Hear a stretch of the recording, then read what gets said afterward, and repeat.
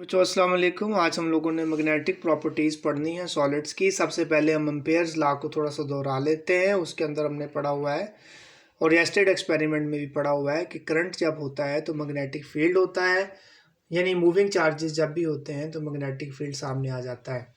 अगर हम एक एटम को देखें तो उसके अंदर भी दो चार्जेस हैं, पॉजिटिव भी और नेगेटिव इलेक्ट्रॉन भी। और अगर नेगेटिव इलेक्ट्रॉन को देखें तो वो भी तो मूविंग है, क्योंकि हर वक्त वो सर्कुलर मोशन भी कर रहा है और स्पिन भी कर रहा है। इसका मतलब है कि वो भी मैग्नेटिक फील्ड प्रोड्यूस कर सकता है, बल्कि करता भी है।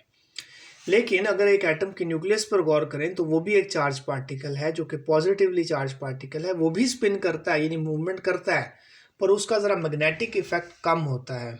इस वजह से हम ये कहते हैं कि जो एटम होता है उसके अंदर मैग्नेटिक इफेक्ट प्रोड्यूस हो रहा होता है, लेकिन वो सिर्फ और सिर्फ इलेक्ट्रॉन्स की वजह से होता है।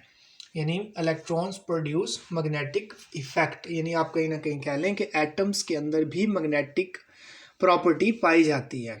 इसकी बुनियाद पर हमारे पास तीन किस्म के मटेरियल्स हैं। सबसे पहले हम देखते हैं पैरामैग्नेटिक।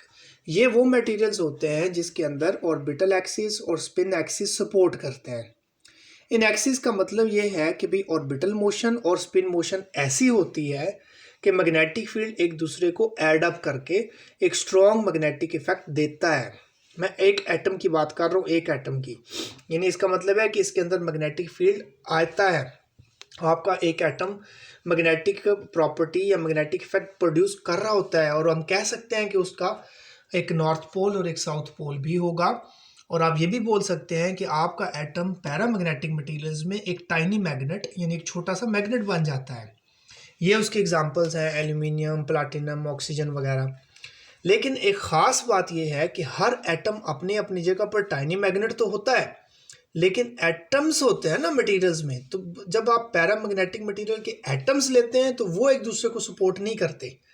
यानी अगर एक एटम का मैग्नेटिक फील्ड कह लें कि नॉर्थ की तरफ जा रहा है, तो दूसरे एटम का मैग्नेटिक फील्ड नॉर्थ की तरफ नहीं होगा, वो किसी और डायरेक्शन में होगा। यानी वो एक दूसरे को सपोर्ट कभी भी नहीं करेगा, एक दूसरे को एड अप कभी नहीं करेगा। हर एक एटम अपनी अपनी जगह पर मैग्नेट ज़रूर है, लेकिन तमाम एटम्स एक दूसरे को सपोर्ट नहीं करते।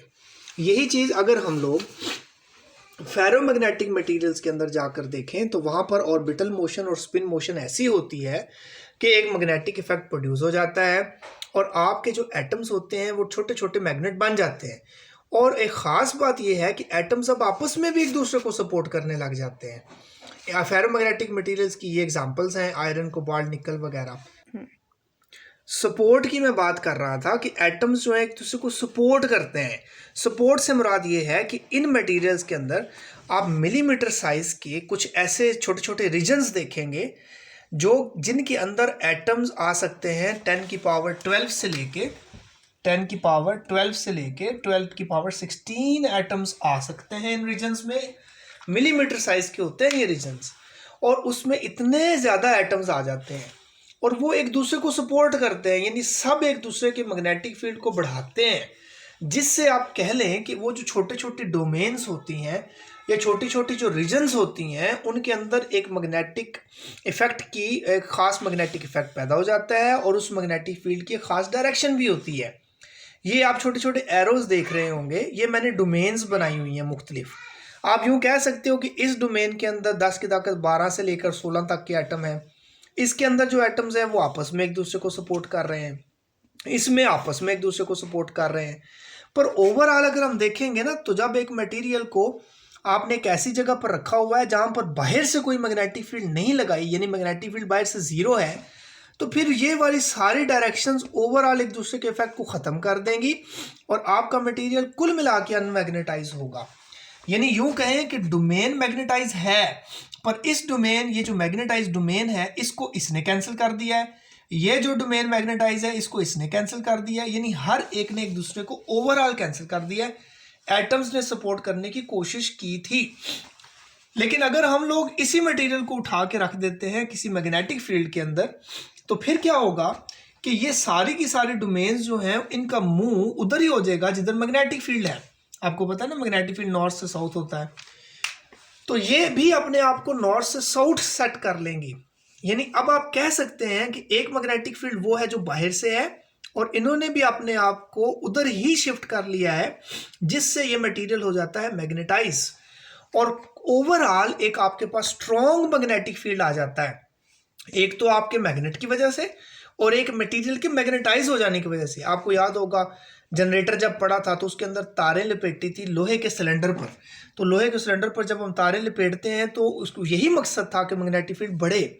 हाँ, ये अलग बात है कि अगर आप इस मैग्नेटिक फील्ड को, ये जो मैग्नेटिक फील्ड आपने अप्लाई किया हुआ है, इसको अगर आप ख़त्म कर देते हैं तो फिर से दोबारा से ये मटेरियल की जो डोमेन्स हैं अपने आप को शिफ्ट कर लेंगी और मटेरियल दोबारा से अनमैग्नेटाइज हो जाएगा, ये रैंडम डायरेक्शन में चली जाएंगी, फिर से एक इफेक्ट खत्म हो जाएगा इनका।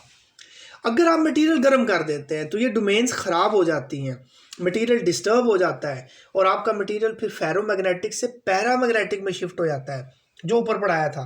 पैरामैग्नेटिक का मतलब क्या होगा कि एटम्स अपनी अपनी जगह पर छोटे छोटे मैग्नेट होंगे, लेकिन अब वो सपोर्ट नहीं करेंगे, अब वो डोमेन्स नहीं बनाएंगे, और ऐसे टेम्परेचर को हम, कि जिस पर ये डोमेन्स टूट जाए, हम क्यूरी टेम्परेचर कहते हैं, जैसे कि आयरन का 750 है। एक टाइप और है मटेरियल की जो बीच में मैंने छोड़ी थी, डायामैग्नेटिक। ये ऐसे मटेरियल्स होते हैं जिनके अंदर इलेक्ट्रॉन्स की स्पिन और सर्कुलर मोशन ऐसी होती है कि मैग्नेटिक फील्ड एक दूसरे को सपोर्ट ही नहीं करता, एक्सिस एक दूसरे को सपोर्ट ही नहीं करते। तो इसके अंदर आपके एटम जो होंगे वो मैग्नेट नहीं होंगे, कोई छोटे मैग्नेट नहीं पाए जाएंगे, कोई टाइनी मैग्नेट नहीं होंगे, इसलिए मैंने लिखा नो टाइनी मैग्नेट्स। इसमें आपका वाटर आ जाता है, बिस्मिथ है, कॉपर है। कल इसकी बेटा रीडिंग देख लीजिएगा।